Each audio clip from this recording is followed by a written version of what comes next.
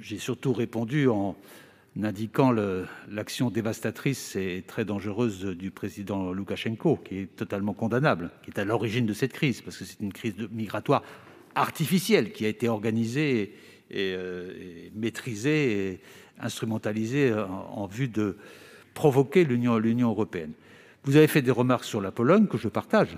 Nous avons dit aux Polonais qu'il y avait des outils qui étaient en place, qui existaient, qu'il fallait les mobiliser pour assurer cette situation de crise dans laquelle ils étaient confrontés. Mais ce sont quand même eux qui sont confrontés à une situation de crise.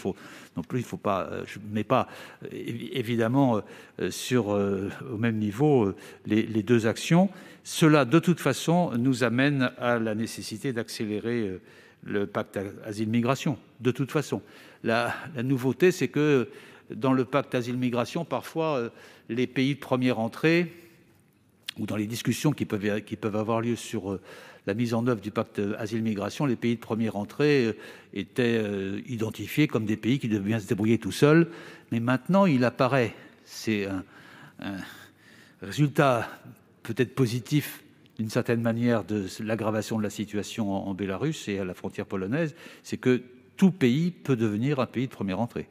Et donc, il nous faut partager à la fois l'esprit de solidarité et l'esprit de responsabilité que nous demandons pour la mise en œuvre du pacte asile-migration. Et ça va être un sujet essentiel de notre action au cours de la présidence française.